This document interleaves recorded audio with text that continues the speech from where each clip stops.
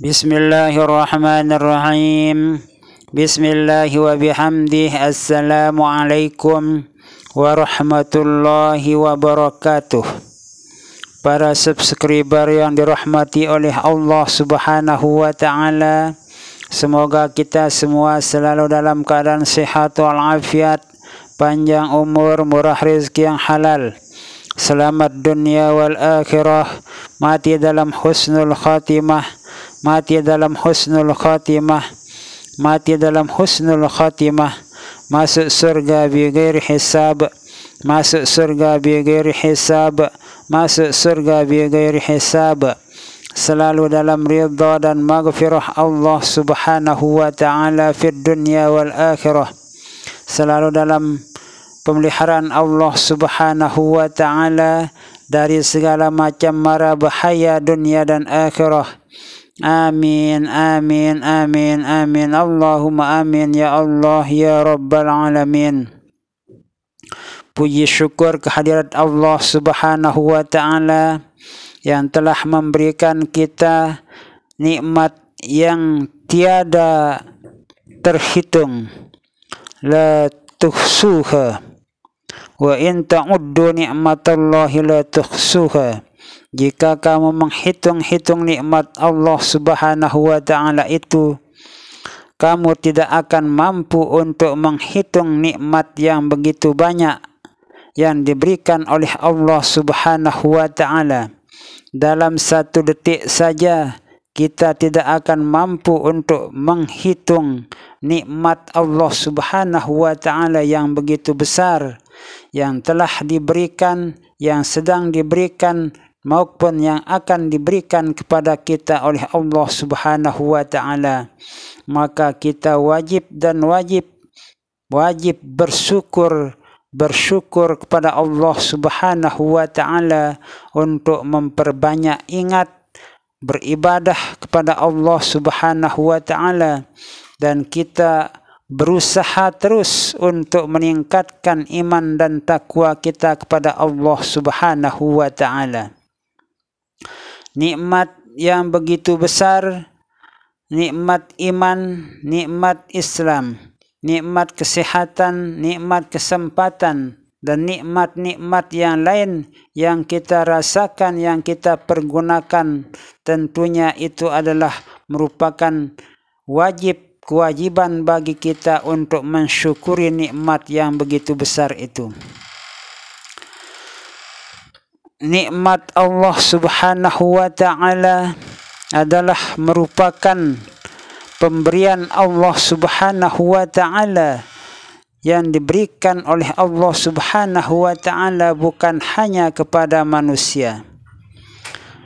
Namun di antara sekian manusia itu ada yang bisa mensyukuri nikmat Allah Subhanahu wa taala, dan ada yang kurang mensyukuri nikmat Allah Subhanahu wa taala, dan bahkan ada yang tidak mau mensyukuri nikmat Allah Subhanahu wa taala. Padahal semua kita itu merasakan bagaimana besar nikmat Allah Subhanahu wa taala. Di dalam sebuah kisah ada seorang yang pernah diberikan ilmu kesaktian atau ilmu batu. Ilmu batu tersebut diberikan oleh Al-Maghfurlah Bapak Maulana Syekh Tuan Guru Ki Haji Muhammad Zainuddin Abdul Majid Pancor. Namun orang tersebut tidak mensyukuri akan nikmat ilmu batu yang diberikan kepadanya.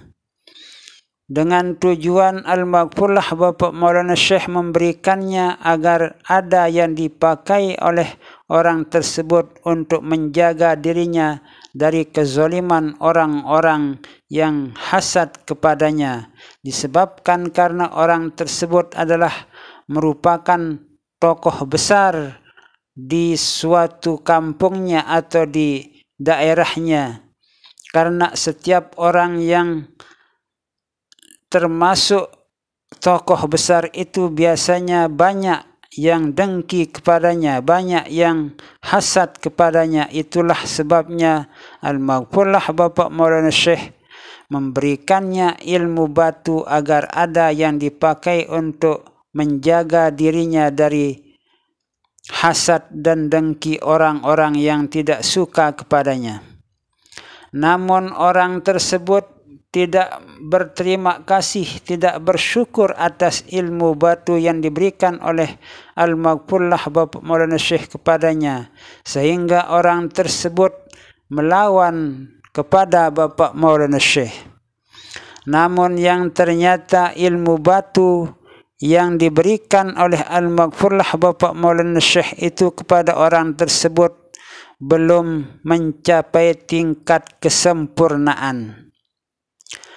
Dijelaskan oleh seorang ustadz dulu bahwa untuk menyempurnakan ilmu batu yang diijazahkan oleh Al-Maghfurlah Bapak Maulana Syekh itu, ada seorang murid yang dirahasiakan oleh Bapak Maulana Syekh tempat menyempurnakan ilmu batu, yang ternyata ilmu batu tersebut disempurnakan pada seorang ustadz yang berdomisili di Kelurahan Kelayu Selatan, atau tepatnya rumah ustadz tersebut berada di sebelah selatan Masjid Al-Umari Kelayu.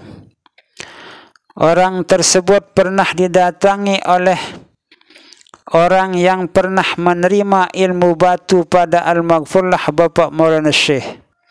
Maka orang yang datang kepada ustadz tersebut bercerita kepada ustadz tersebut bahwa kami datang ke sini untuk menyempurnakan ilmu batu yang pernah kami terima dari guru besar kita, yaitu Al-Maghfurlah Bapak Maulana Syekh dan Guru Ki Haji Muhammad Zainuddin Abdul Majid Pancor. Ustadz tersebut pernah dan banyak yang menerima ilmu batu padanya. Di saat orang akan dites ilmu batunya itu, tentunya orang-orang tersebut harus mengeluarkan persyaratan-persyaratan yang harus digunakan di saat akan pengetesan. Setelah orang yang menerima ilmu batu tersebut akan dites dengan menggunakan linggis. Orang yang akan dites itu harus masuk ke dalam sumur, dan di dalam sumur itu dia disuruh atau diperintah untuk berdiri di atas sebuah panci yang terbuat dari tanah.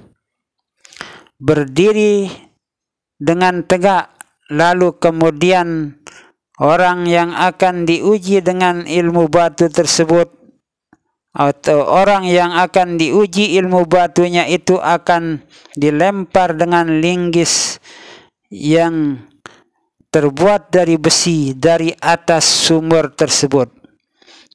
Di saat lemparan linggis mengenai tubuh orang yang menerima ilmu batu tersebut, badan orang yang terkena dengan linggis itu tidak terluka sedikit pun. Namun orang atau ustadz tersebut yang sudah mengijazahkan ilmu batu untuk tempat menyempurnakan ilmu batu dari Al-Maghfurlah Bapak Maulana Syekh itu sudah meninggal dunia beberapa tahun yang lewat karena usianya yang sudah sangat tua.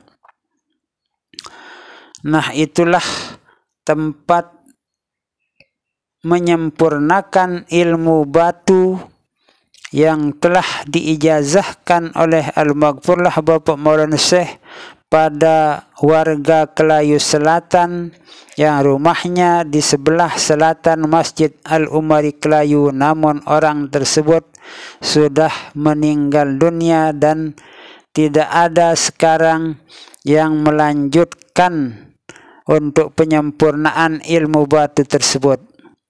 Nah, itulah sekilas cerita yang pernah saya dengar dulu dari seorang ustadz, dan ustadz tersebut sudah menerima ilmu batu pada ustadz yang berdomisili di Kelurahan Kelayu Selatan, di sebelah selatan Masjid Al-Umari Kelayu, tepatnya di dekat Masjid Al-Umari Kelayu tempat rumah ustadz tersebut.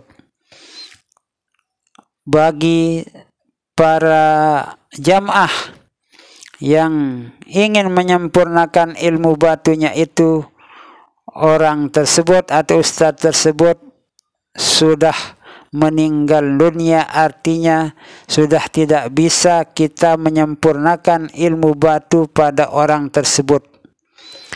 Nah, inilah yang perlu saya sampaikan kepada para jamaah dimanapun berada. Semoga apa yang saya sampaikan ini bisa bermanfaat bagi kita semua, bahwa ilmu-ilmu hikmah yang pernah kita terima dari Al-Maghfurlah Bapak Maulana Syekh Tuan Guru Ki Haji Muhammad Zainuddin Abdul Majid Pancar, maupun dari Al-Maghfurlah Bapak Tuan Guru Ki Haji Muhammad Muhsin Makbul Kota Raja, itu jangan kita gunakan untuk ikut-ikutan dalam merusak organisasi yang pernah didirikan oleh Al-Maghfurlah Bapak Maulana Syekh Tuan Guru Ki Haji Muhammad Zainuddin Abdul Majid Pancar, dan jangan kita ikut-ikutan untuk melawan para zuriat dari Bapak Maulana Syekh Tuan Guru Ki Haji Muhammad Zainuddin Abdul Majid Pancar.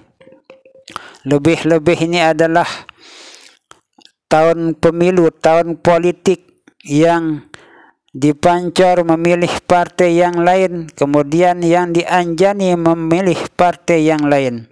Artinya di sini ada berbagai macam pendapat yang timbul dari zuriat Bapak Maulana Syekh.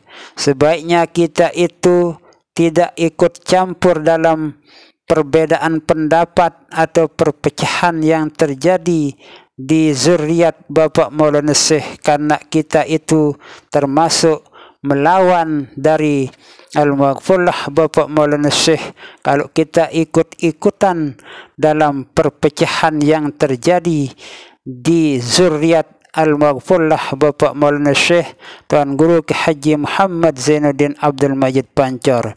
Semoga kita semua bisa memahami apa yang saya sampaikan ini, dan kalau ada yang tidak sepaham dengan apa yang saya sampaikan ini, silahkan komentari di kolom komentar, karena saya juga adalah perlu masukan dari semua jamaah yang kurang pas dengan mendengarkan penjelasan yang saya sampaikan ini.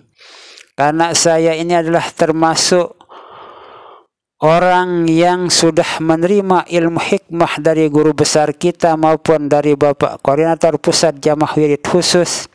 Saya secara pribadi itu dari 2017 yang lewat tidak ikut-ikutan dalam perbedaan pendapat di kalangan zuriat Al-Maghfurlah Bapak Maulana Syekh, karena itu akan semakin memperkeruh keadaan zuriat dari Bapak Maulana Syekh, untuk semakin sulit bersatunya zuriat Bapak Maulana Syekh kalau kita terus-terusan ikut-ikutan dalam perbedaan pendapat yang terjadi pada zuriat Bapak Maulana Syekh. Semoga kita semua selalu dalam lindungan Allah Subhanahu wa taala fid dunya wal akhirah, dari segala macam mara bahaya dunia dan akhirah. Amin amin amin. Wallahu a'lamu bissawab. Wallahul muwaffiq wal hadi ila sabilir rasyad. Wassalamu alaikum warahmatullahi wabarakatuh.